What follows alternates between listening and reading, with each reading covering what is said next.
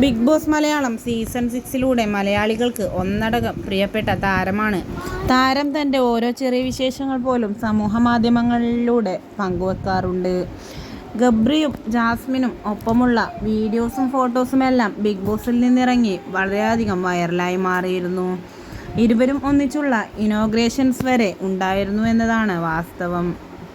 ഇരുവരും ഒന്നിച്ച് ബിഗ് ബോസിലുണ്ടായിരുന്നപ്പോൾ വൻ നെഗറ്റീവായിരുന്നുവെങ്കിലും പുറത്തിറങ്ങിയതിനു ശേഷം ഇരുവരുടെയും കോംബോക്ക് വളരെയധികം റീച്ചാണ് ലഭിച്ചുകൊണ്ടിരിക്കുന്നത്.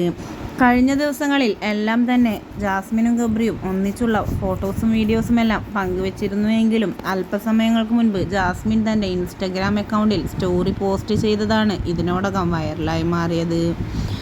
ഹോസ്പിറ്റലിൽ ഗ്ലൂക്കോസ് കയറ്റി കിടക്കുന്ന ജാസ്മിൻ്റെ ഇതിനോടകം തന്നെ സോഷ്യൽ മീഡിയകളിൽ ജാസ്മിൻ ജാഫർ പങ്കുവച്ചെത്തിയിട്ടുള്ളത്.